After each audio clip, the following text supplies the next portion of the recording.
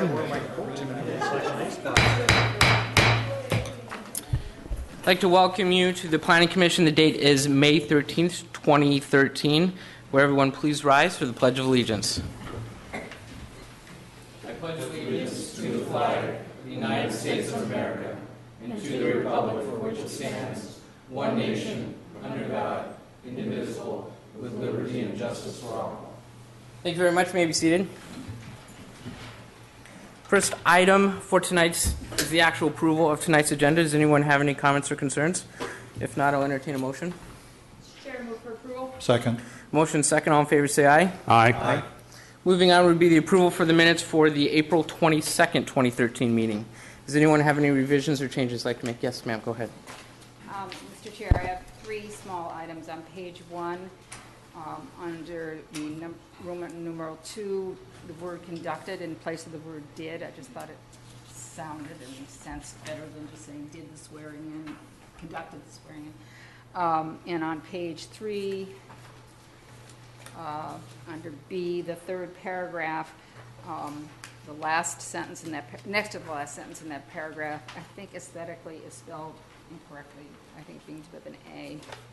And then on page 5, the last paragraph at the bottom, at the bottom of the page, it was confusing to me. It's the paragraph that begins with my name, and then it says, it sounds like there are alternatives to the, and I think variance process. If you added that, would clear that up. Okay. And also delete the word if after the word asked. Okay. Thank you very much. Julie, did you get all those? You okay? I have a minor, I think it's 10th paragraph on page 6. Vice is just spelled wrong. It starts the paragraph.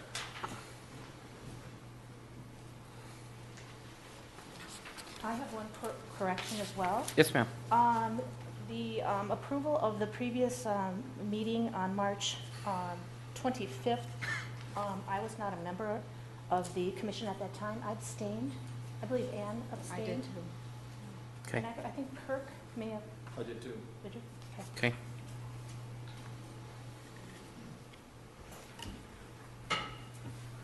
Okay. Anybody else have anything, commissioners? Okay. With that, I'll entertain a motion. Move to approve the minutes for the April 22nd, 2013 meeting. Second. All in favor, say aye. Aye. Any abstentions? I was gone, so I need to abstain. I abstain as well. Okay. With that, we have the first item for a public hearing is actually continuance. The variance is a 2013-03. The location of the project is 17185 Valley View Road, and the request is for an accessory structure height variance from 30 feet to 43.6 feet in the public zoning district. And with that being said, will the proponent of the project please come forward? Tell us a little bit about your project yet again. Yep, hi, I'm Sarah Cheeseman with the Eden Prairie Booster Association. And, Sean, you ready? Ready, okay, thank you. Well, I want to thank you for the opportunity to revisit the proposed universal display board that we want to install at Prairie Stadium at Eden Prairie High School. I appreciate that the charter of the Planning Commission is to protect the integrity of our great city by analyzing requests regarding the city's strategic plan, comprehensive guide plan, and city land use. As we discussed at the meeting on April 26th, the Eden Prairie Booster Association, in partnership with Eden Prairie Schools, proposes to replace the failing and obsolete football-only scoreboard with a universal video display board. We are an organization that supports over 50 student activities at the high school, and this project would be a gift to the community and to the district at no cost to taxpayers. To achieve this end, we requested a height variance at 48 feet. At that meeting, you asked us for findings. The current football-only scoreboard is obsolete and replacement parts are unattainable. The proposed video display board will replace this unit, be adaptable to multiple events held at the stadium, and through sponsorships be used as an income stream to support activities at Eden Prairie High School. There's 3 ways that this will impact the community. It will enhance the fan and participant experience for the community. It will be used as a fundraiser for high school activities, and it will provide hands-on curriculum experience for students at the high school. Since I have the microphone, I thought I'd just take a couple minutes to just brag about the great students at Eden Prairie High School. There's 3,000 students at the high school, and like I said earlier, the Booster Association supports 50 activities at the high school. The WISE Act. They were just featured in the Eden Prairie News. It's a drama club for students with disabilities and their peer helpers, and they just put on their annual variety show on May 8th. Friends Forever held their annual prom for special needs students and their dates. The Quiz Bowl placed second at state, and believe me, these are really super smart kids. The Robotics Club placed 40th out of 400 teams at the World Championship, and the team captain was a finalist for the Chairman's Award for Outstanding Community Service. Our boys swim team took first in the state and set many pool, meet, and state records. Our boys and girls lacrosse teams are dominating this season. Our winter drumline placed 10th nationally at the world-class level in only their second year. Our girls volleyball team placed second in state this year.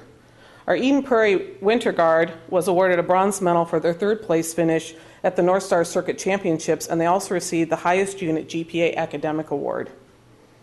And our football team took home their second state championship in 2 years. And again, I'm barely scratching the surface on what these great kids are doing. So since I had a microphone, I just wanted to take a minute and talk a little bit about our great kids. At the last meeting, you asked us to consider a universal video display board that wasn't quite as tall as the 48 feet that we had asked for at the previous meeting. We listened to you and took that under consideration, and you have a copy of a universal video display board that is about a 10% reduction from the previous board, coming in at 43 feet 6 inches. We made two significant compromises to get to this height. One is the height from the ground to the bottom of the board. We reduced that from 10 feet to 8 feet. And second, we moved the identifying banner that was arched previously at the top and made it lower and straight. In my opinion, it would be great to have the identifying banner be at the top because of the pride that we all have in our school, but we wanted to address your concerns and felt that this was a good compromise. We felt that we needed to maintain the integrity of the size of the universal scoreboard and the video display board in order to enhance the viewing experience. As we discussed the last time, the board is installed 140 feet from the closest goal post at the high school, and that's not even where the spectator stands start. At the farthest point, it's 510 feet, and spectators watch even from beyond the goal post, the 510-foot goal post. So viewing is a priority for us. Here's another way at how to look at how that fits on the current campus. The white piece that you see in the background is actually the height of the dome and the width of the domed field. And you can see the difference between where 48 feet and 43 feet 6 inches would fit in comparison to the domed field, the press box and stands, the lights, and the activity center that are all housed on the current high school campus. This is just another look with, again, showing the height of the dome at 66 feet and how everything would fit. The city staff evaluated our request against current city code. Variances may be granted when they are in harmony with the general purposes and intent of the ordinance and when the variances are consistent with the comprehensive plan. I'd like to summarize the city findings regarding the variance. The structure is in harmony with the high school campus and a multi-use stadium. Installation of a universal video display board does not change the use of the property. A universal video display board at either 48 feet or 43 feet 6 inches fits within the current structure on the campus, including a domed field, stadium with press box, lights, activity center, and replaces the existing obsolete football-only scoreboard. A scoreboard is not a unique structure in a multi-use stadium the size of Erie Stadium. And again, this is sitting on a high school campus that houses 3,000 students and is a multi-use stadium, and the project does not alter the character of its locality. We also heard your concerns about the fact that other schools may want to install something similar to this in the future. I discussed this with city staff and thought about asking and asked to put caveats in place to ensure that others who might want to do something similar would not be able to meet the same criteria. We felt that caveats such as installing a board like this on a high school campus, installing it in a multi-use stadium with a minimum seating capacity of 3,000, that it must be a project that's donated, etc., would ensure that Eden Prairie High School would be the only location where something like this could be installed. We did not feel that there could be another school or organization that could meet the criteria that I mentioned above. To summarize, the proposed universal video display board, whether at 48 feet or 43 feet 6 inches, would meet exactly the same criteria. And again, it's a gift from the Eden Prairie Booster Association to the district and to the community. Jay Lotthammer, director of Eden Prairie Parks and Recreation, was quoted in the Star Tribune about the proposed pool renovation at the Eden Prairie Community Center. People's expectation of the quality of what's provided is growing. I feel the same way about this project. People attend events at other high schools and college stadiums and see what's out there, and they want that same type of quality here in Eden Prairie. Just as a side note, my mother-in-law just sent me an article about a community in Texas that has 36,000 people. They're proposing to install almost a 1,300 square foot video board worth $1 million in a community half the size of Eden Prairie. They think it will be the largest screen in Texas and maybe even in the country. But this is the type of project that's being proposed for high schools. So again, I'm just asking for an approval of this variance today because we want to proceed with this great project and have it installed and ready to go for the first boys soccer game on August 27th. Thanks for your time. Thank you very much for your time. We appreciate you being here tonight. Mr. Franzen, you want to take us through the staff report? Yes, Mr. Chairman. I was charged by you all last meeting to go back and see if there was a possibility of putting together findings that would be legally defendable and keep the city in a good position where we wouldn't be challenged. It took a while for the staff to figure out that the context of where the sign is a high school campus. That was something that actually started to happen in my mind during the course of the last conversation towards the meeting, so I was kind of thinking about findings during the last meeting, but to bring them up at that time wasn't the right thing to do because you really need to have those as part of your packet so you can kind of digest those. You can be prepared to look at those for the meeting. So basically I have 18 findings for approval. This is in the pink copy. I wanted to keep the pink and the green separate so you know which one we're referring to at the meeting.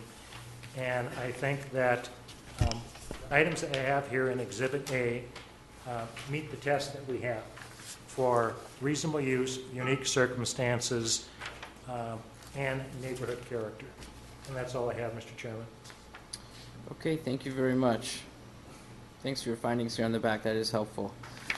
So, Commissioners, before we open this up again to the public, as you know, I was not here at this last meeting, so I'm curious to get a quick synopsis from you on some of the struggles that you had and how this got to a continuance, and then what can we do to finalize this tonight and move forward. So do I have any volunteers to go first? Yeah, I'll just mention something, and then Please. we had a discussion, Mr. Chairman, in the last meeting about whether or not a precedent would be set, and whether or not if we were to approve the variance, it would be possible for someone else like the Eden Prairie Mall or other schools to come in and ask for a similar variance, and what position would we be in, and did we want to see that kind of signage on a widespread basis in the city. I think quite a bit of progress has been made in addressing that issue, but that was the main one that I was left with, at least, and there was some discussion, which some of the other folks will want to talk about revising ordinances in order to make sure that we address this for the long term. Okay, so let's hold on right there for 1 second. Let's talk. Mr. Franzen, tell us about precedents. Do we have any kind of issues that we need to worry about as far as that is concerned? Actually, we don't. Okay. Because each variance is considered unique to the property, and as long as we have legally defendable findings that address those three-part tests, we're okay. Okay. I'm not concerned about this setting precedent for a sign because we're talking about a permitted accessory structure, and a sign is something that's completely different.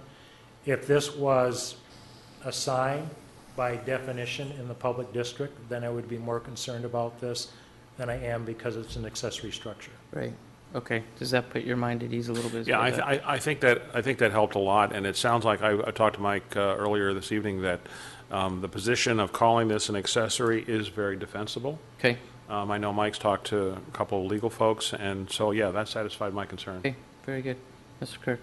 Yeah, I'd like to speak to the other issue, or at least one of the other issues I thought that we were discussing last week. It was the process. In other words, there are multiple processes that we could go through. We could go through the variance process, we could go through a waiver process, or we could go through an ordinance change process. And those various processes all have a little different deliberative approach to studying this and to ensuring that what is being approved would be in the best interest of the city. The variance process happens to be the quickest, and in a sense, the process that would potentially have taken us with the least consideration. And I think there was a concern in my mind and in some of the other commission members' mind that were we working the process appropriately?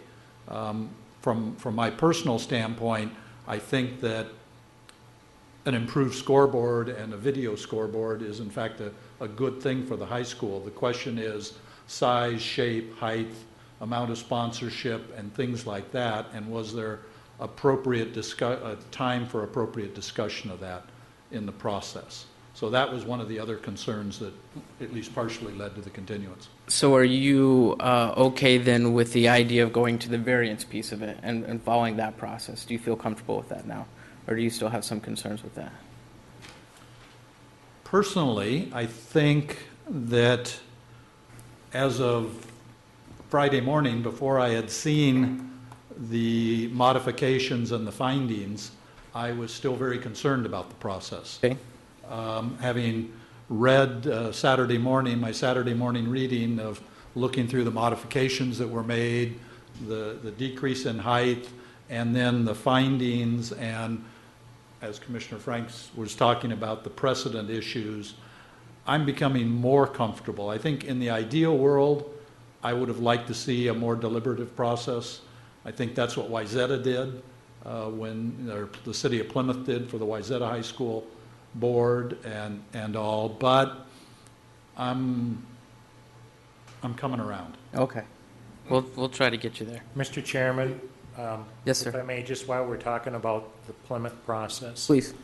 The Plymouth process was to amend the city code to allow the video screen. The video screen was not allowed in the district. The scoreboard was. And so they couldn't vary their city code to allow a different use. So they had to create that. Whereas in our code, having the video screen and the scoreboard is a permitted accessory structure. So we do have the option of going through the variance route, whereas they had to change the code before they could do their conditional use permit route. And I'm assuming the city feels very comfortable talking about this in a variance format, right? I do. The variance process is always the hardest one. It's the most rigorous one, the one that you really have to have your facts together to do it. It's doable. It just took a while for myself and the proponent and legal staff to really think about this, and do we have good arguments? And once you got past the fact that this is a high school campus and you have large structures, then everything falls into place, whereas a taller scoreboard accessory structure is not out of character with everything that's there. So if you didn't have that campus context, if you didn't have the football stadium, no, we couldn't meet the smell test for the variance standard. Okay. Do you feel comfortable with it now? Yes. We're okay. All right. Moving on. I had a question for Mr. Franzen. Since this is considered an accessory structure instead of a sign, will we not be having other businesses in the city asking that they be able to change the minimum length that their signs, their displays are shown? I know we have the minimum amount of time that something has to show before it can change.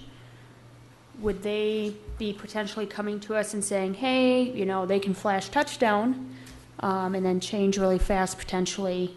Why can't we? Goes to the nature of what we call it. One's the structure, one's a sign. Okay. And so because it's dynamic display, they have limitations. They could come back and say, I'm not happy with the 20-minute. I'd like to go to 15 or 10. Anything within our code book at any time, someone can come forward. You could bring it forward. The council could bring it forward, a business person, a resident, someone from the high school. I'd like the city to consider a change. And so we have a process for reviewing that, and that basically starts with you all on whether or not any code amendment would have some merit.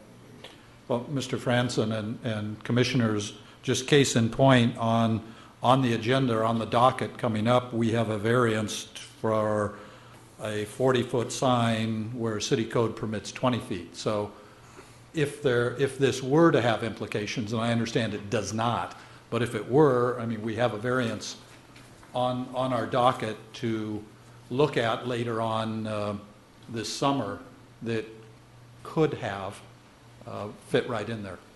If you had two identical pieces of property with the same conditions, and you approved one and not the other, that's where we get into trouble. You might have two signs, you might have two sets of circumstances that are completely different. One has merit, one does not. understand, but there's also kind of that fairness issue about, you know, if you approve a variance and yes, the conditions are slightly different, you know, you feel some obligation to have some fairness. And I understand now that it's clear that this is not a sign and not comparable to a variance request such as we have on the docket here, which is good. But just a quick comment, it seems to me that critical to that is our ability to defend our definition of accessory. And one of the things I was curious about, Mike, I didn't know, is where does that actually get defined as we move ahead here? It's just under our definition sections, and it's rather broad. It's basically something that's incidental to the principal use in the district. So if you have a house in a single-family district, that's your main use, the garage is considered accessory, much like a tennis court or a sport court or patio, any of those things. Real quick, wasn't Yes, there please. also part of the analysis where you guys were looking at what was actually on the displayed on the video screen? I thought that was part of it when didn't we mention like Bobby and Steve's or something related to whether it's advertising on the actual video screen versus the static If advertising? they were displaying advertising, then you would be consider that as a sign. It's not a problem to have plaques on the sign that says sponsored by or donated by. We did talk about that as part of the distinction, so I just wanted to raise that. Meaning that you can have, for lack of a better word, advertisement or sponsorship on the video piece of it. Is that? If I was sponsoring the sign and I had my own business and it says Friends and Outboard Motors donated by Friends and Outboard Motors, that could be on there. On the plaque, it could not say motors for $9.95. Right. I couldn't have anything, come to my garage on Saturday, I'm selling outboard motors out of the garage. Couldn't do something like that. But could that be on the video portion of it the whole time for a high school football game if they so choose? If they wanted to have a little corner of the screen that said sign sponsored by so-and-so, they could. You just can't advertise the products that they would have or the Right. services that they would have as part of the business that is sponsoring that plaque. Okay. Do you have any other follow-up questions? No, Or and concerns? reiterate what Mr. Kirk said about that. I think most of our discussion, at least it felt like it to me, was around the process. And I think where we landed at the end was just a willingness among, well, I was kind of in my own camp, let's say. And then there was a willingness among Players others always are. to at least explore the variance process. So I don't think we ever got to the point of where people, would they be in favor of a variance? It was whether people were open to going this route. Okay. So the other thing, and I read through all was there any other comments? I'm sorry, you have to keeping anybody out? Okay. Did you have, okay. As I read the notes, I really didn't see anything about height that there was a huge concern from anybody. At least I didn't see that specifically in the notes, but I noticed that they came back and brought it down roughly around 5 feet. Does anyone want to talk to that? Yes, go ahead. Yes, Mr. Chairman, I did ask about the height, and I was one that was asking if we could find any room, wiggle room to lower it, and I see that they did do that, and but that was a concern of mine. Okay, and just, is it a concern because the code says this and they want to go to X plus, or is it, okay, You know, if they were saying, you know, I wanted to increase it by so much, you know, could they ask for, you know, a lower, you know, a lower number of, in the variance? Didn't Right. have to go that high. I had a concern with that. okay. So let's talk about height for a second. Is everybody happy with the way the height is now? Do they have any major concerns? It looks like where they're taking the height from are the poles that are on the bottom, and correct me if I'm wrong, and they brought the curvature out of that sign placard on top and kind of brought that down. Does anybody have any concerns with that at all? No, Mr. Chairman, I think one of the things that helped me when I went through the materials was they do a pretty nice job of showing the relative height of structures around the campus. Right. And you have other structures that are at this equivalent height. If I recall, there might have been one that was actually higher. So I think they did a nice job of making the case that this is not going to be an interruptive, unusually high piece within the overall campus. And I'd like to add, I was at the stadium 2 Saturdays ago, and you really, at least when you're there, I think you really get a feel for how big the dome is, which is kind of right behind it. It's And also, feet. you also get a really good feel for how far the scoreboard is from the actual playing field and from the spectators, which in my opinion is part of the need for the size. So getting out there, you can really see that. Okay. I did have one question, because I did notice how close that one house is. I know it says 106 feet. Has anyone heard anything from that homeowner? Is that Is that homeowner here tonight by chance? Okay. And that's 33 yards. I mean, Yep. it's like, that's easily the closest, you know. So, am I hearing from everyone that everyone's okay with the height right now? Yes, I think it's an improvement. Okay. So I'm not going to try to open a can of worms, but I know I'm going to with this, and I apologize in advance. So, in looking at what they first presented, it seemed to me that it was pleasing to the eye. I personally like the curvature of where the sign was. The thing that concerns me the most is that they lowered the height from those poles to where kids can now make it easier to grab hold of, and kids can be kids. I've got several of them. And I would hate for there to be any kind of an issue. When you lower that sign, you're opening yourself up to potential issues. Now, if you're going to have, true, you could have an issue no matter what, but I guess I'm trying to get a sense and a feel that everything else that went on, and we talked about the process, we talked about the variance, we talked about can anyone else come up and say, oh, I want this sign now. It was lowered only roughly 5 feet. If we were to go back to the original design, again, I'm sorry, if we go back to the original design, does anybody have any real issues with that, knowing that the dome was 60 feet, taking a look at all the other areas? I'm not hearing anything, and we'll get to the audience in a second, from any of the houses. I think they've got pine trees in the back that protect those homeowners, at least from sight. We're talking about 5 feet. I don't know if we're doing the best thing for the community or for the field to just say, because there's a variance and because it's this way, we need to try to get that shrunken down to the minimal as possible. You know, are we doing an injustice to ourselves just to get it down a little bit? Mr. Chairman, I Yes, ma'am. think the height was rather an adjunct conversation. The main issue was the precedent, and should it not, is this a proper process of variance? And I think all those other conversations came in.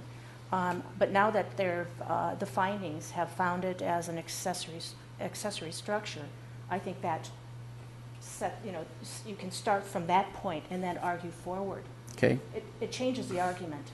Okay. No, We're trying to find something within those parameters of the Right. last meeting's findings. and I guess I would also throw my 2 cents in. When I looked at the new design versus the original design, I did like the original. I was in marketing and advertising for many years, and I did like the original design better. And I think your points are well taken. My main concern was the issue of precedent, which I think has been addressed. And from an excitement standpoint and a visibility standpoint, I would be very comfortable going back to the original design, and I'm glad you mentioned it. Okay.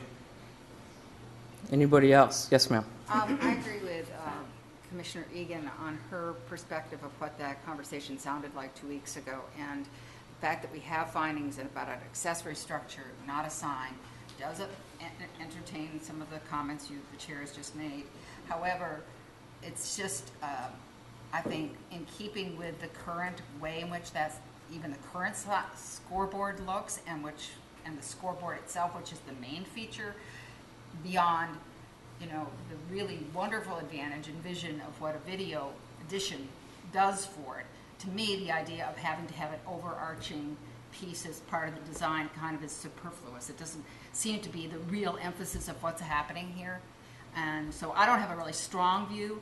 I would just wonder if the Dectron company, or I can't remember their exact name of the company that is being contracted to build this potentially, would have comment about whether one or the other is preferable in terms of the strength. I have had, just personally, some wonder about something that is so large and so high being more subject to the effect of storms and wind and so forth, and maybe one is more of a solid approach to keeping it safer longer from those kinds of forces. But that's extraneous to our discussion here tonight, so I don't want to spend any more time going Okay. there. Thank you. Do you have any other? I'm in favor of it either way. Okay. Mr. Kirk, did you have something? Yeah, I'll put my 2 cents worth in. I like the new design better than the old design. Okay. It did make a difference to me. It's probably not a showstopper, 100% showstopper, but I preferred the slightly lower design. And just to comment on the stadium in Texas, if I were in the planning commission there, that would get a no vote for me. I don't think there's any way, shape, or form you need $1 million sign for a high school field. So, and that's kind of leads to my. I think the smaller design, is a preference for me, but not a showstopper. Okay. So any other comments from the commissioners before I go out to the audience? So I've never done this before, but I'm just curious. With a raise of hands of the people that are out in the audience, would you be more in favor of the first sign that they did? Does everyone kind of know what we're talking about with this first sign? Than the second sign? If you're more in favor of the first sign, will you please I have it on the computer if they want to put it up That would there. be great.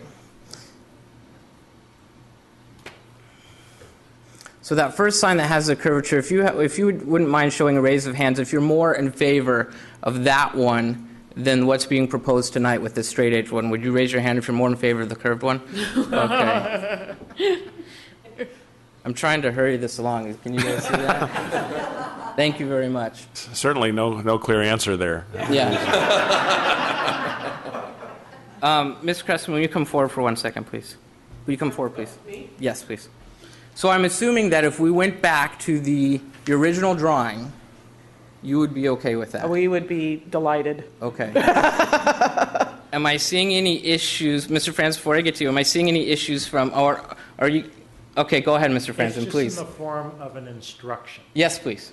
because you have a motion to approve the final order, Right, but it's written with a height of 43.6 feet. okay, So if someone puts forward a motion to approve final order 2013-03, you should include what height that is. Whether it's 48 feet or 43.6 feet in your motion, and then vote on that. okay, Because I'll have to recraft the final order to have the correct information in there before you sign it. understood. I mean, you haven't heard of, well, you probably can guess which way I'm kind of leaning on this. But to be honest, I kind of like the first drawing better. I think it's more pleasing. I think it keeps it up and away from, I mean, that's the biggest thing, is I think it keeps it up and away from kids a little bit better. That was what was first presented. I'm sure a lot of thought went into that. I'm sure they wouldn't have brought it to us if they didn't feel like that was the best design that they had. And with that being said, that would be my vote. Jake, did you have anything? I was just going to say, I think Katie's the only one we maybe haven't heard. Okay, She wasn't Katie, here do you last have time. any comments? She's good. You okay? I'm good.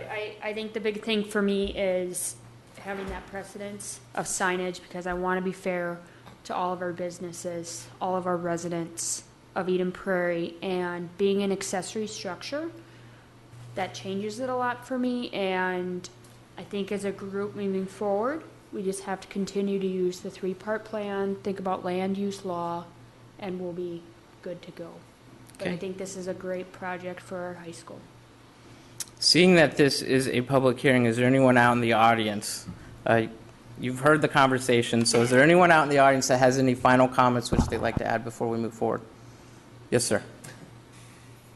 Can you please come forward, state your name for city record and your address, please? Mike Grant, Activities Director at the high school, 6840 Rosemary Road, right here in Eden Prairie.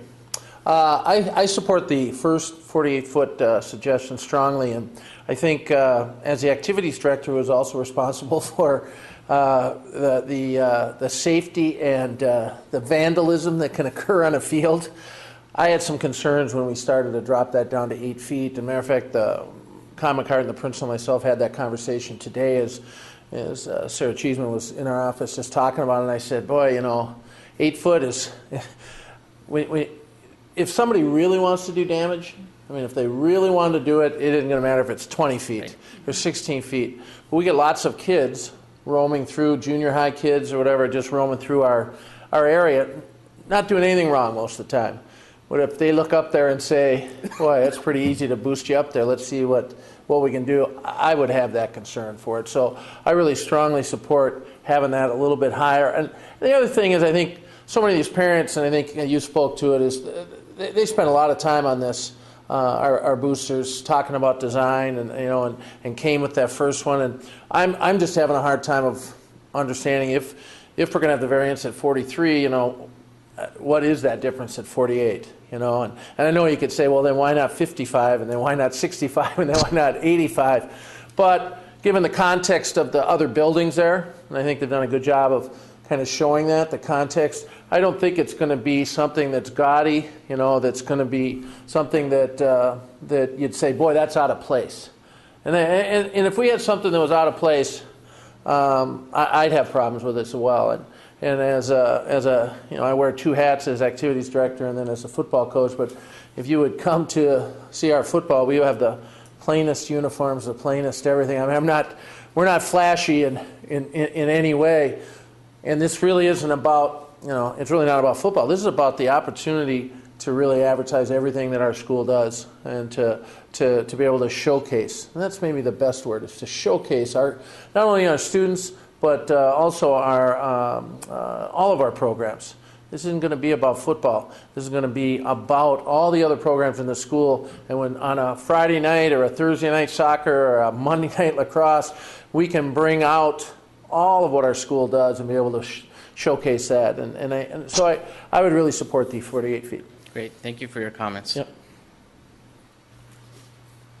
Okay, is there anybody else in the audience that has any comments or concerns?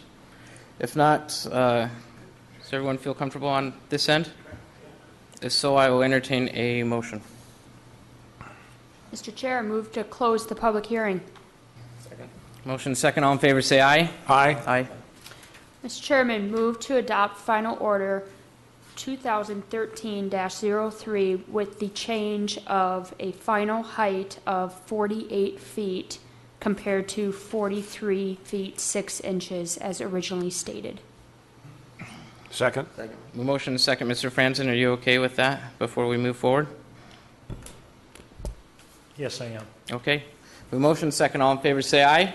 Aye. Any opposed? Congratulations with your project. Move forward.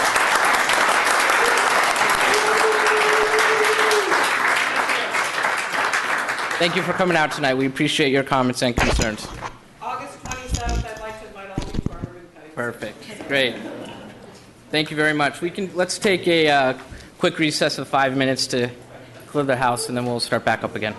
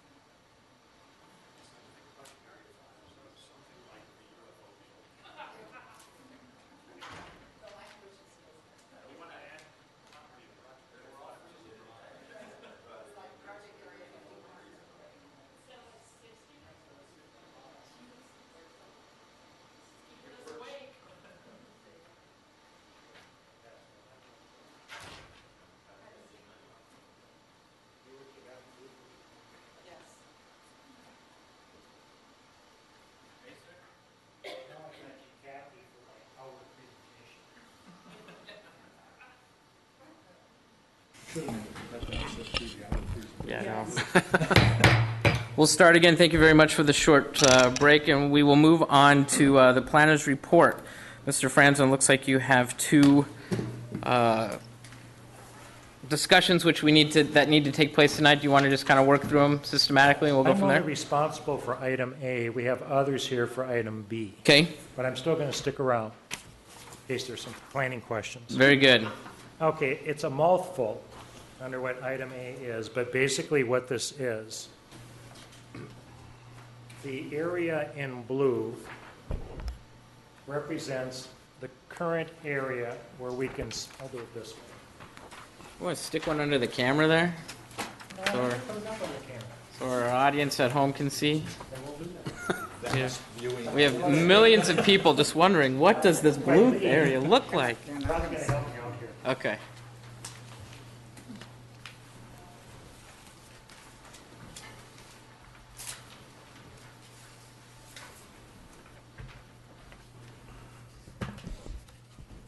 Now, does everybody remember the Eden Prairie Mall the way it used to be before 1996? When they did all the reconstruction. And so we created a TIF district to make improvements to revitalize the center. And what happened as a result of that, the value of that property increased. So we could use that increment to take money from that area and spend it on projects in the area which is shaded in blue. The area in red represents another part of the city that we want to be able to spend this pool of money. And we want to be able to spend that money on road improvements to Shady Oak Road. And the road improvements deal mostly with the area on the approaches on either side of the Shady Oak Bridge and the Shady Oak Road Bridge. Because we have some money that's going into this from the United Health Group to do mostly the improvements on Shady Oak Road. Your responsibility is simply to determine that expanding that area is consistent with the comprehensive guide plan. That's your charge according to the statutes by the state legislature. So in Chapter 5 of our comprehensive plan, we have a graphic in there, which I should have included in retrospect, because it identifies road improvements for Shady Oak Road. And so basically the reason that that statutory requirement is there is to get cities to follow their comprehensive plan. So the most important part about this whole resolution is basically the part where you indicate that the modifications to the plan conform to the general plan for the city, which is the comp plan. In your packet, you had resolution number 1, okay, in white. Today at 4 o'clock, we got a different resolution where basically the substance in the whereas categories is a little bit more expansive in describing the redevelopment area and referencing the correct statutes. The only thing that you need to be concerned about is section number 1 is the part where you find that the modifications conform to the general plan for the development or redevelopment as a city as a whole. And when it's all said and done, I need to have the chair sign the official resolution, and then we'll have that attested by our clerk the next day. So it's a lot of words, it's a lot of stuff, but your task is very narrow and very focused.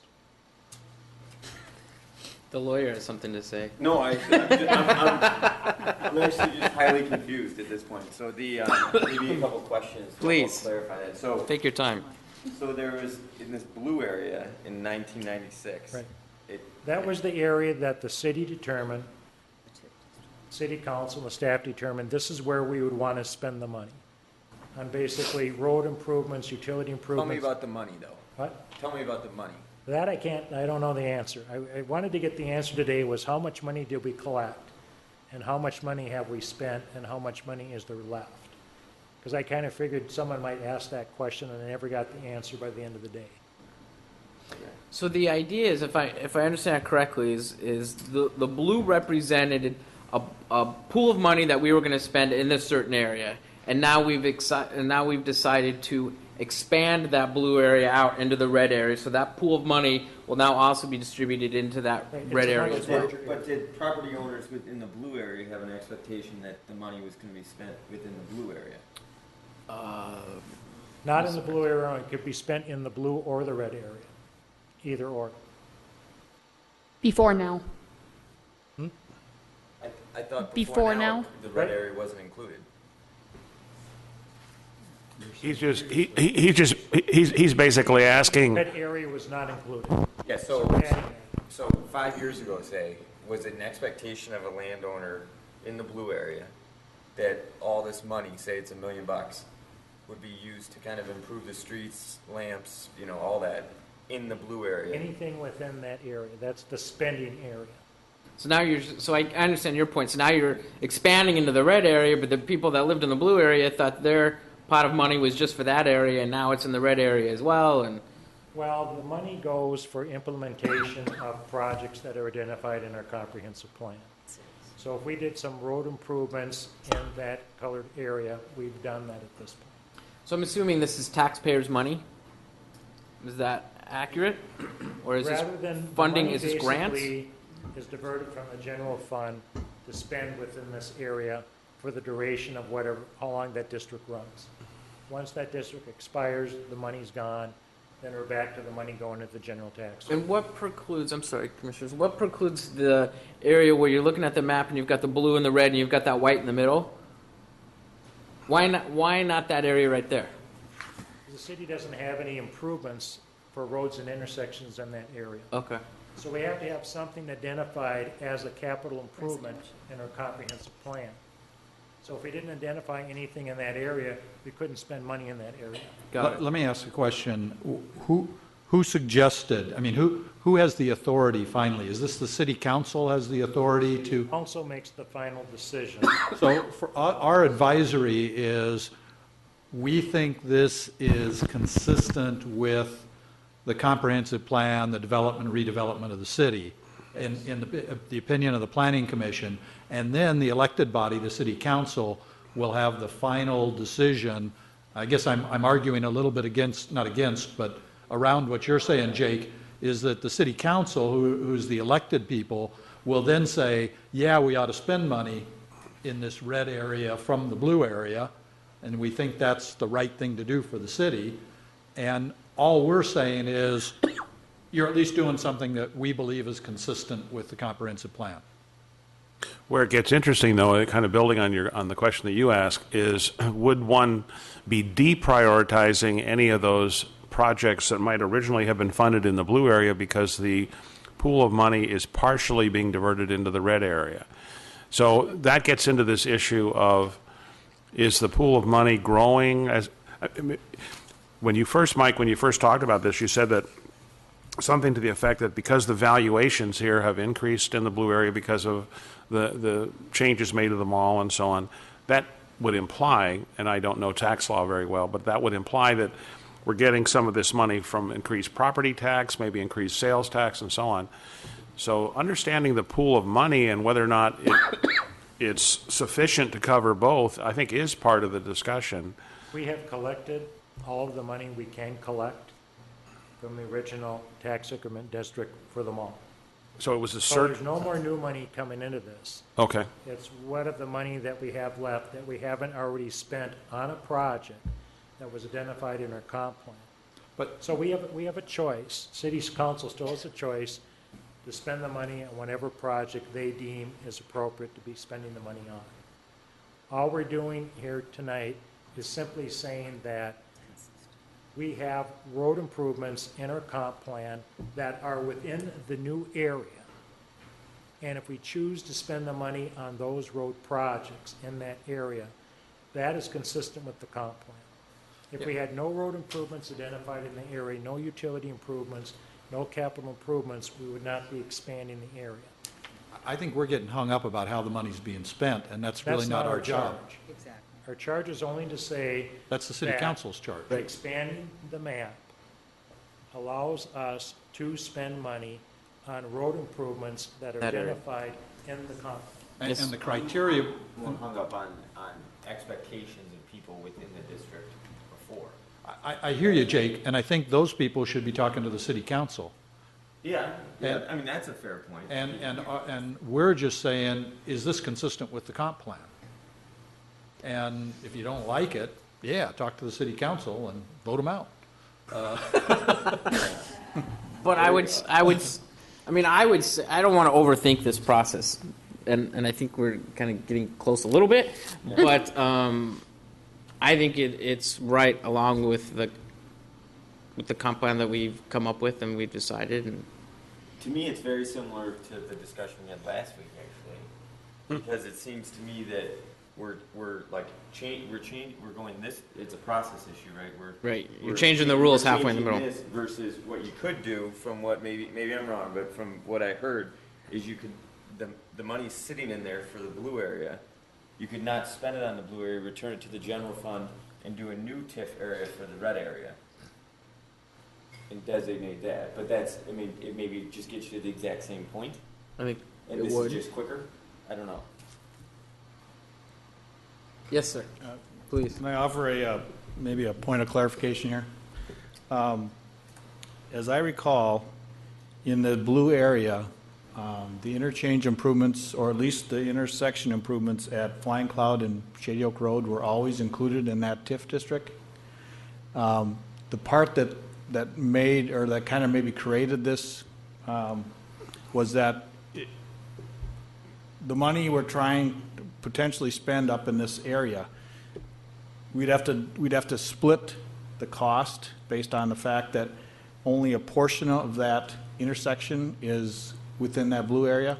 So it makes it clearer and cleaner to spend the money on that intersection and those interchange improvements, because that project was always identified, but it's only one quadrant of that interchange.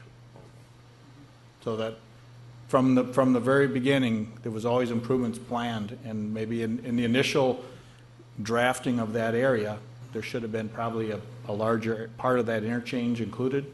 In the blue, but it In the wasn't blue, for whatever right. reason. Because it was identified from the beginning as there were improvements in that area to improve the Golden Triangle traffic operations. Right. I mean, I'm okay. Anybody else? I'm fine. I'm okay with it. I'm okay. Do you need a resolution for us, or you just need a signature from me? I just need a signature from the chair. Okay. You'll get it as soon as we're done. Fair enough? Commissioners, are you okay with that? Okay. Moving on. Janet.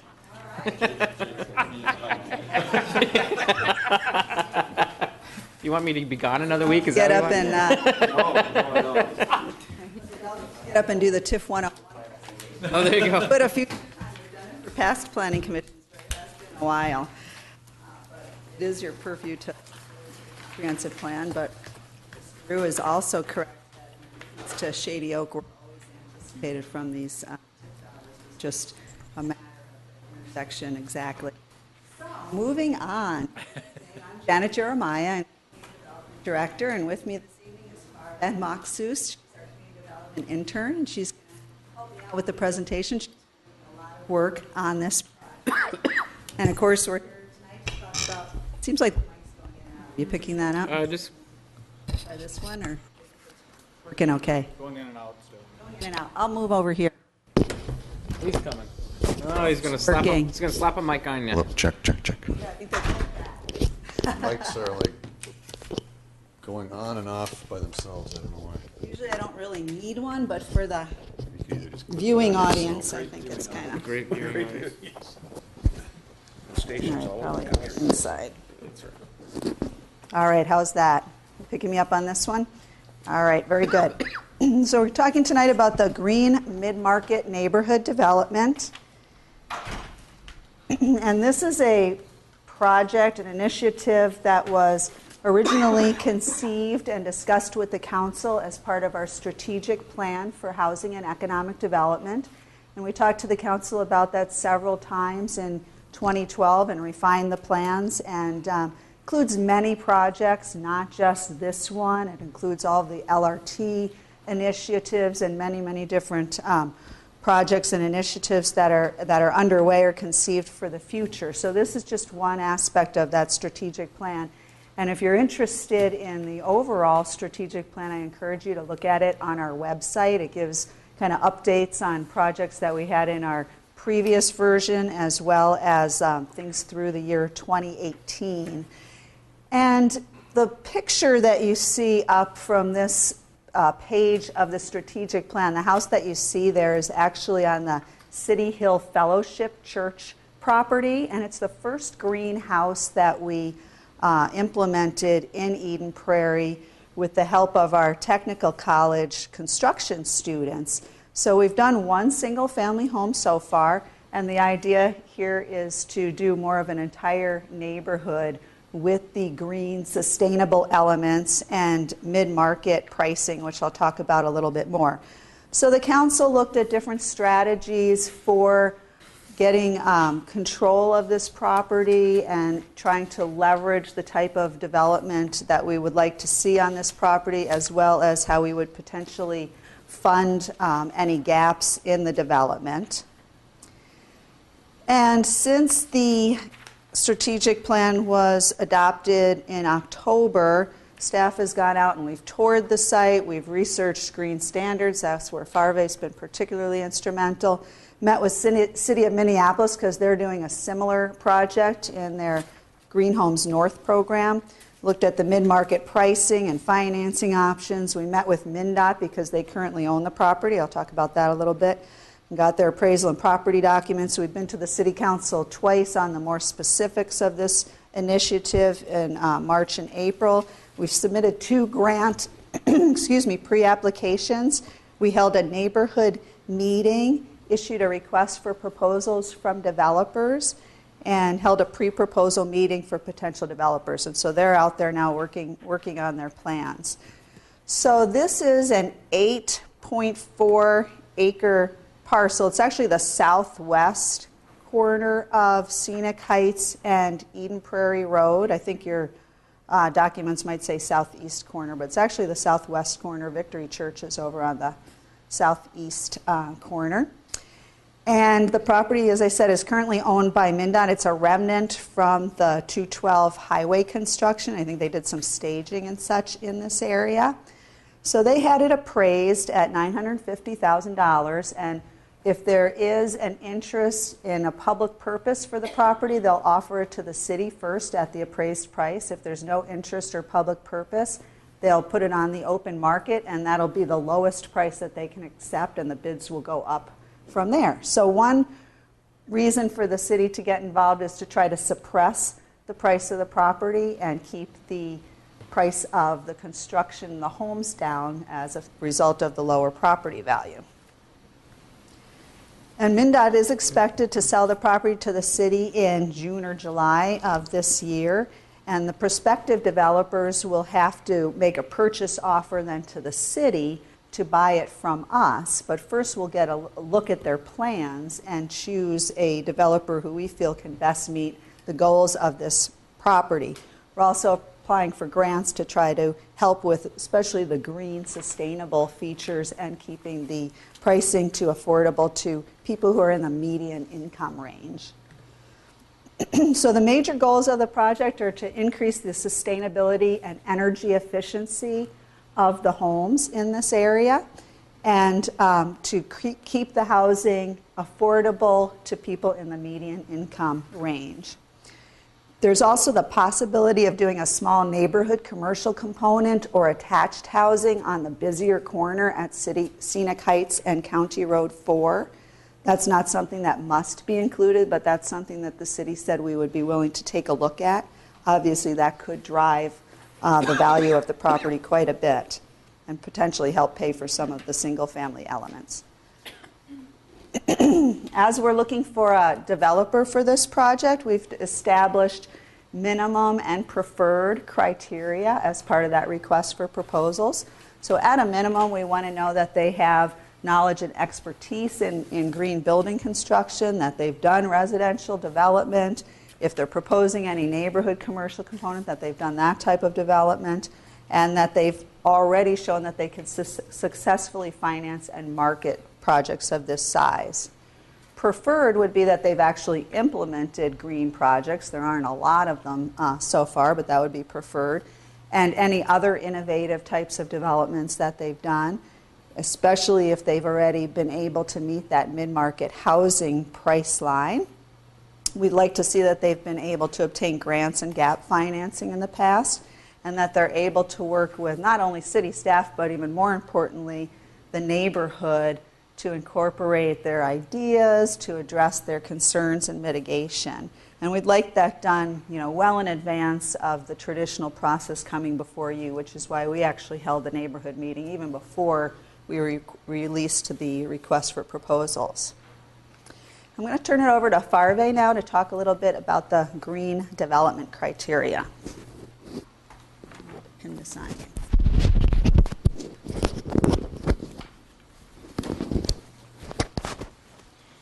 Through an extensive research, staff has developed a list of green measures that must be addressed as much as possible in the development proposals in order to meet the sustainability and green design criteria.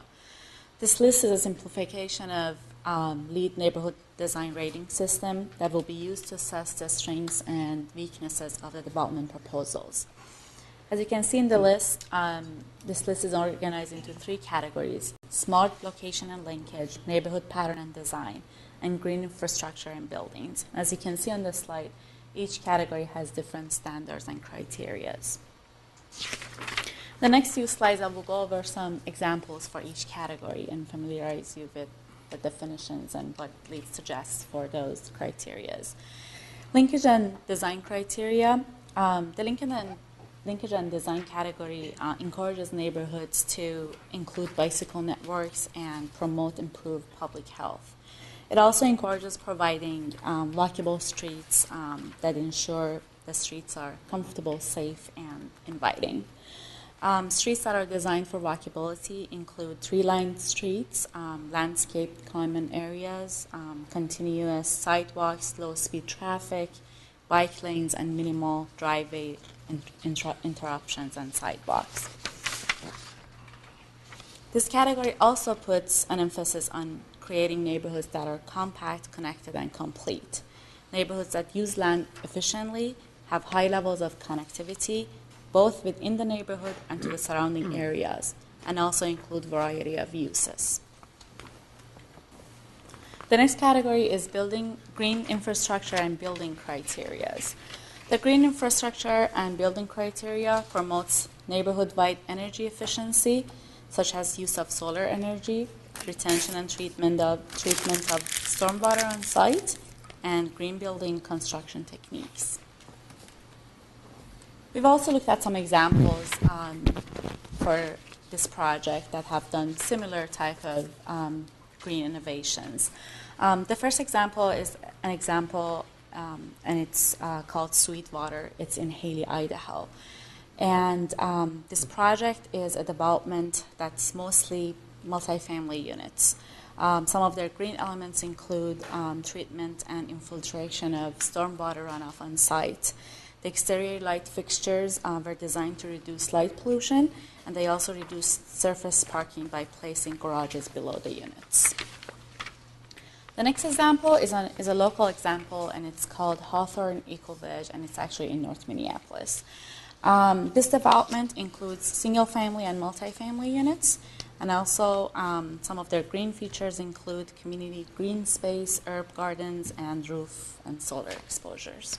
With that, I'll turn it to Janet for the green market housing criteria.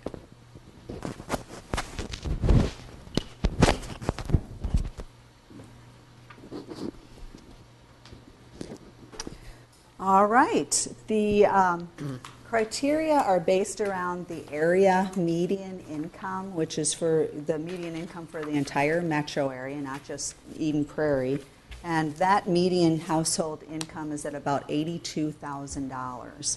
And someone whose family earns $82,000 a year with current interest rates, et cetera, can afford a house at about $300,000. So we're looking at a range of housing that would get us from 80 to 120% of that median range, or about from $240,000 to $360,000. So we're trying to accommodate teachers and police officers, firefighters, et cetera, who are around this median income and have difficulty finding particularly new housing in Eden Prairie.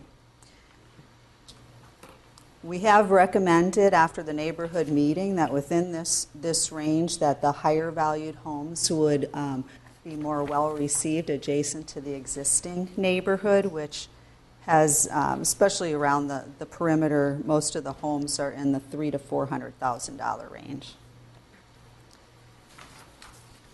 We're also looking at the specifics of the proposals as they come in with regard to the variety of housing sizes. Obviously, if they're all teeny, that isn't going to accommodate a wide range of households.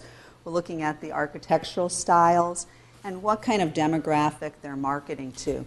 We're hoping that they can accommodate multi-generational needs with some innovative features such as mother-in-law units or units that would be attractive to a wide range of household types. We want to also see how many units and what kind of variety they can get within that mid-market housing range. We're not saying that every unit has to be between 240 and 360, but we'd like to see that they can get as many as possible in that range with a nice variety.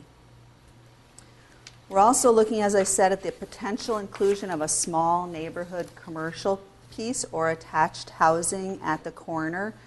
The neighborhood commercial piece, I think ideally we all think about a small neighborhood cafe that doesn't have fast food odors or anything like that, but it's very walkable and would be a nice neighborhood feature. But staff realized that there could be a proposal for a gas station at this location given its proximity to Highway 212.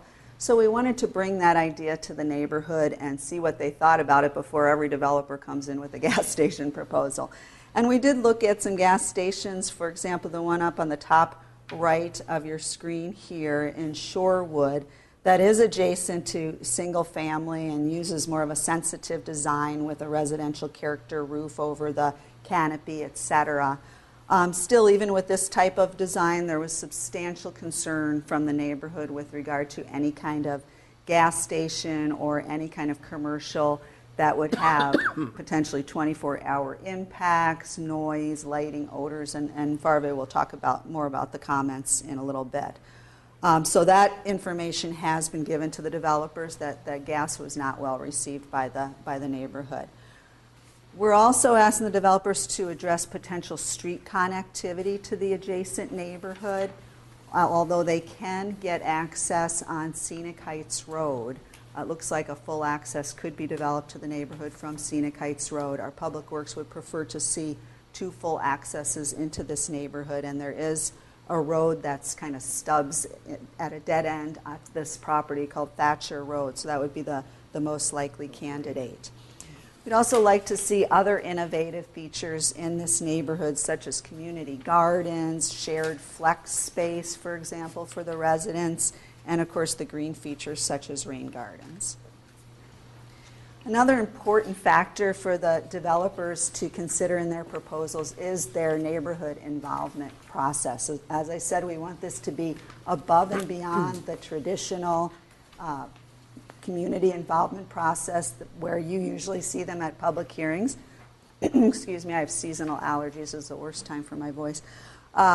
So their proposals need to address what kind of manner they would include the neighbors in their discussion and perhaps the rest of the community as well. And we do have it on our City Connect on our website for comments now if you're interested in getting involved as well. We're also interested in trying to involve students from Hennepin Technical College's construction trades for at least a model home or some portion of the development because we have a really great relationship with them. We like to kind of give back and collaborate with them, and they do tend to help keep the costs down as well.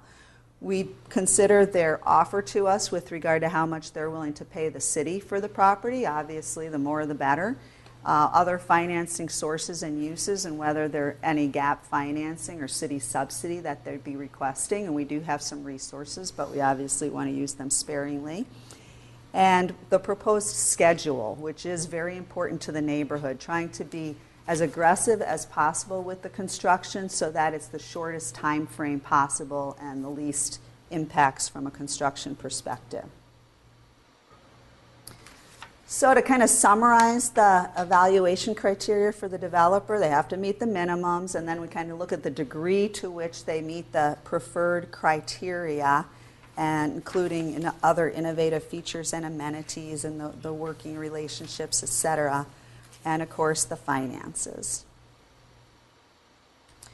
We also looked at an exit strategy because obviously we don't want to be the owners of property. That's really not our business, and we're not developers either. This is just a way to leverage the best possible development, try to get something unique that isn't currently offered to our residents and our adult children who often have to move out of town, etc.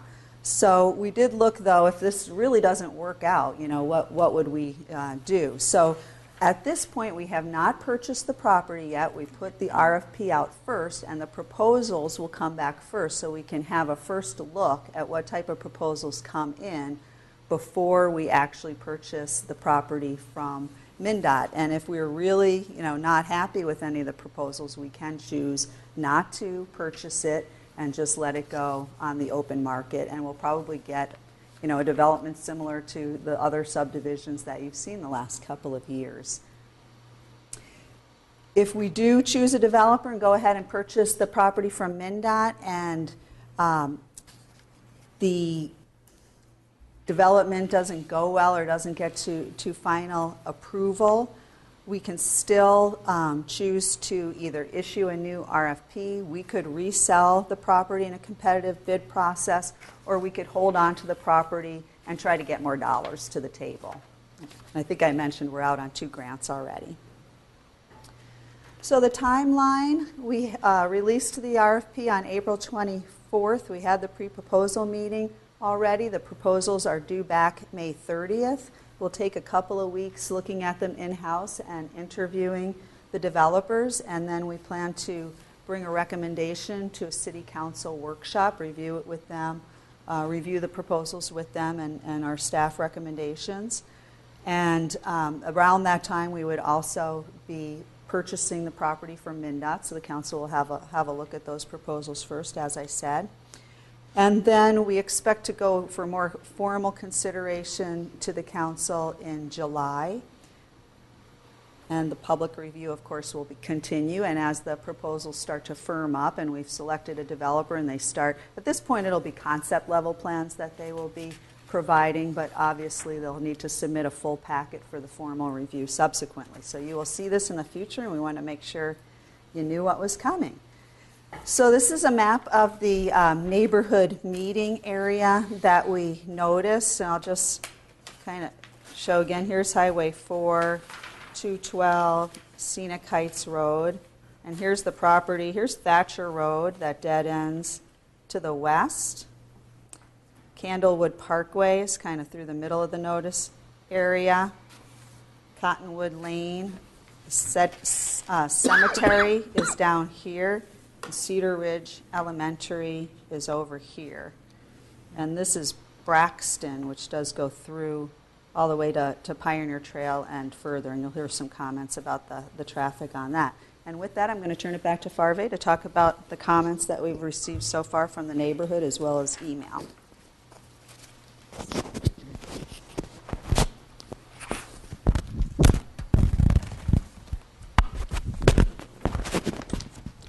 As part of the public participation process, as mentioned earlier, we held a neighborhood meeting on April 23rd, and we sent out about 330 notices. We've been also receiving emails and phone calls regarding different comments, supports, or concerns that the neighborhood or other people from the public have had. We've organized the comments into different categories. The first category that I'm going to talk about is the commercial component of the project. We've seen comments on the safety and security.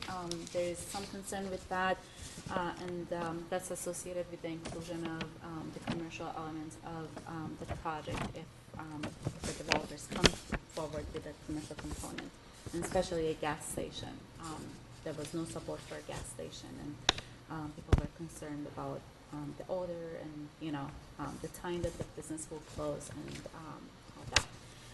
There were concerns with the property values, with the overall impact on the nearby property values. At the neighborhood meeting, we heard that people were saying the new homes should be at least $300,000 to $500,000.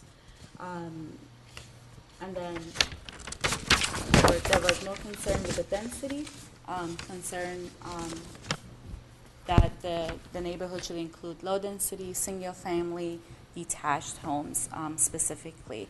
And the type of the housing that's going to be built should fit in with the rest of the neighborhood. There was also concern with the multifamily component, the possibility of an attached housing element. There was a lot of concern. There's been a lot of concern with the traffic.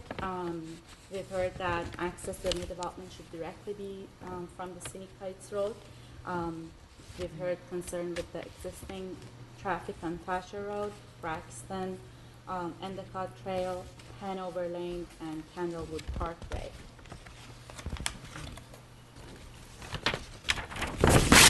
Other general comments we've heard is that they want us to ensure that we look at all impacts that this development will have on the adjacent neighborhood, concerned with what might have been left in the property as far as, costs of potential cleanup, concerned with the road noise, as Janet mentioned earlier, people have been asking about, the construction cycle, and they've said that they will appreciate a short construction cycle. We also heard need for one-level senior housing and handicapped accessible housing. We also heard at the neighborhood meeting whether or not MnDOT is ready to sell this property, or we are pushing for MnDOT to sell it to us. And what's the advantage of city being involved with this project? We also heard about the green comments, and people actually took some time to look at the green component and gave us some suggestions. We heard that people want to see inclusion of sustainable materials and high indoor air quality. Green roofs planted with native plants to support the wildlife. Rain gardens and solar panels and wood floors inside the homes.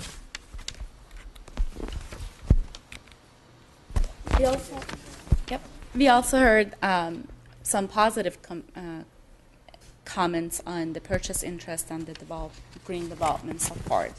And we've heard that people are actually interested in this initiative because they're looking for more affordable housing that are affordable for medium income bracket, $240,000 range.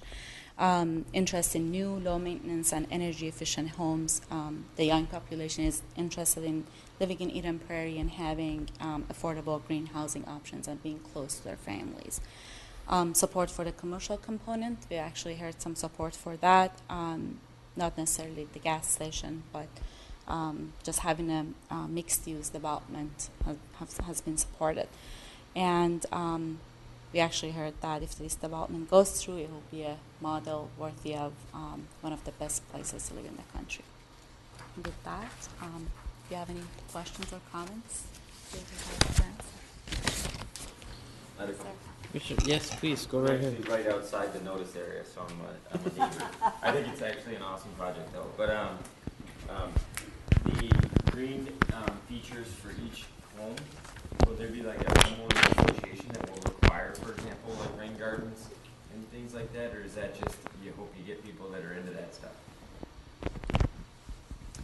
The developers will need to try to meet as many of the green criteria as possible. We haven't specified exactly what components they need to meet. It's a small site to do a full, for example, LEED certified neighborhood development or something like that. But they will basically be more successful in their, opportunity to develop this site if they're able to make it as green as possible.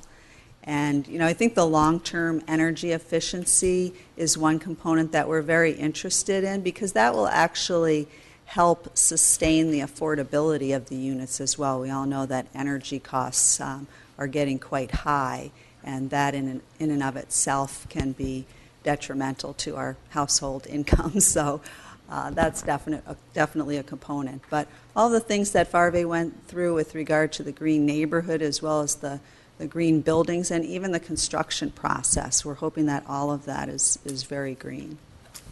Great. And then a second question on the grants. Where would those grants come from, and who would they benefit?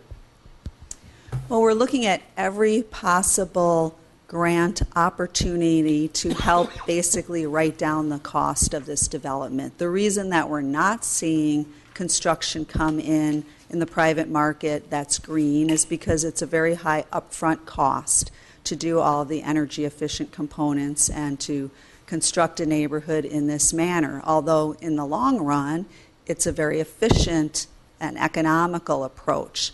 But the developers would have to take that on up front, and we understand the cost and the difficulty in doing so. So with that, also against the goal of trying to keep the cost of the housing affordable, we realize that there are some challenges. So we're looking at every possible grant opportunity.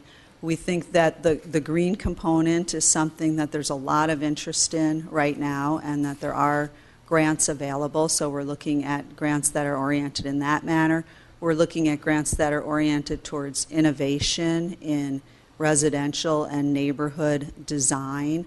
We're looking at grants that are interested in trying to accommodate this median income housing market, which is kind of in a gap. There are resources available for affordable housing, which is defined generally as 60% or lower of the median area income. Sometimes it'll go just up to 80% for sale housing, but really there's not a lot of subsidy available for this middle of the range kind of market. So we do think, though, that we've seen some opportunities. The Livable Communities Demonstration Account through the Metropolitan Council is one grant that we've applied for. We did talk to McKnight also in a pre-application.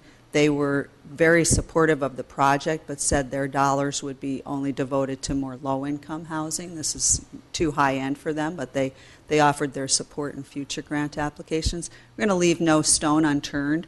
Right now, we don't know what the developers may be asking for a subsidy, but we're just trying to situate ourselves so that we don't miss an entire grant cycle.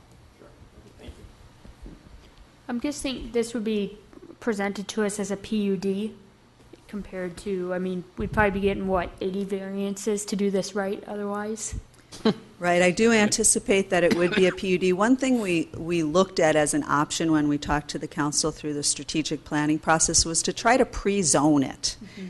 And pre-zone it in a way that mandated all of these things that we're looking for. And that in and of itself may have kind of suppressed the price of the property and helped make it a reality. Unfortunately, MnDOT had already gone out and done the appraisal, assuming it would be, similar traditional suburban development as much as you can get on the land, as big a houses and all that kind of thing. So we kind of missed that opportunity, and they're anxious to sell it now that they have the appraisal done. So the council, agreed, although, like I said, they're reluctant to get into the property ownership business and wanted to make sure it's for as short a time as possible and that we have this kind of exit strategy in place. Commissioners, anything else? Just, I guess for public record, that is my neighborhood, and I do live on Thatcher Drive, so that'll be interesting. So Mike, we'll have to talk about next steps. But that's all. The whole Fairfield neighborhood is that subject, right? Yeah. Mm-hmm. I guess just one question. Is your initial sense that there is significant developer interest, given the criteria that you set, the green criteria that you set, in making proposals that'll work out well for the city? There is definitely developer interest.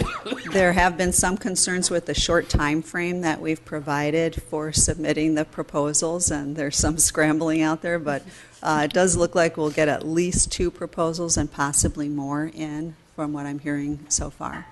So if the city were to buy the property it's our sense that the city's ability to recoup that value over time is pretty strong. We will actually know that prior to purchasing the property. That's one of the benefits of having the proposals come back prior to us purchasing the property from MnDOT. Thank you. Janet, I'm assuming this is just informative, so there's no action that you need from any of us tonight? Absolutely. Just wanted to make sure that you're all aware of this initiative. It has been in the paper a couple of times, and it's well on our website. Like I said, if you want to see more details, the request for proposals outlines all of the details of what would be expected from the developers, and there's even City Connect opportunity to get involved with the discussions if you're interested in that. Great. I very much appreciate the informational presentation. Thank you. Yes, thank you very much. Thank you. Thank you. Mr. Franzen, before we move on, do you have anything else from a planner's report perspective? Actually, our next regular meeting is Memorial Day, but traditionally we haven't had a meeting on that day. So the next regular scheduled Planning Commission meeting is June 10th. This time we don't have any public hearings scheduled. We're still reviewing a couple of variants that might be on the agenda. We're still waiting for them to get in the required information before we do publication. Okay. Thank you very much. With that being said, we'll move on to a members' report. Citizens Advisory Committee for Light Rail. I haven't attended a meeting yet. I was curious if those of you who were at the open house earlier wanted to share some of your thoughts. I thought it was a great meeting. I got to meet some of our business owners. The gentleman who owns the strip mall with like Kinko's and stuff, gentleman for Target, just hearing their perspectives. The gentleman at the strip mall was wondering what some of the reasons were that we weren't going further over by the mall, kind of like under 494 for the light rail line. And then Target is really excited about it, but you know, they're very protective of their property, just like any business would be. So they want to have access to it, but not directly on their property. So they were excited about the single tree lane option, but, you know, they're also concerned about parking in that area. There was a lot of conversation about should we have a shorter term, some kind of parking structure in that area that can then be purchased by a developer later on as you know, the area becomes more developed. And then I did meet with a concerned resident over by the Southwest Station area. Her thoughts were, you know, maybe should we run a shuttle further out and the line closer into the more commercial area of Eden Prairie. So a lot of great conversation, I think. Some concerns, of course, and a lot of great brainstorming happening. Great. Thank you very much. Appreciate it. Does anybody else have any comments about light rail? Yeah, I would just say I've been to both of the meetings so far, and I know you were too. And it is a chance for a lot of great input, and you do get I think a good thing to see was there was a good variety of input. Some people were very much against the whole idea of LRT as an example. The only thing that I brought up a couple times is I'd like to get a little clearer sense that the city of Eden Prairie's objectives are clearly understood when determining these locations, because my experience in business has often been that one can get into the discussions in the weeds very quickly without having a real clear understanding of what conceptually are we trying to get done. And so I don't mean to push on that too much. I've talked to Mike about it a little bit, but I'm not completely clear when we think about LRT station locations what our goals are as a community. Are we trying to bring more consumers into the community to buy more in our retail outlets? And if so, that's problematic because our retail outlets are concerned about their parking spaces and don't necessarily want to associate with station locations to the degree we might be talking about there. On the other hand is another one that Mike and I talked about, to give our labor pool a chance to grow in the city for the future development of business in Eden Prairie. And what I haven't heard as much as I am typically used to hearing is what those objectives are from the community of Eden Prairie's standpoint to help us establish clear criteria in selecting locations. Because when you went from table to table and so on, I heard a lot of discussion like, well, I'd have to walk over here, or I'd have to use a bicycle, or this would have to be improved. That's detailed discussion, and I'm just not quite so clear that the community interests have yet been, for Eden Prairie, in this process, have been fully clarified. Understood. Thank you, Commissioner Frank. Anybody else? Any other comments? Okay. Any continuing business at all? Any new business? If not, I'll entertain a motion for adjournment. Move to adjourn? Motion second, all in favor, say aye. Aye. Meeting is adjourned. Thank you very much.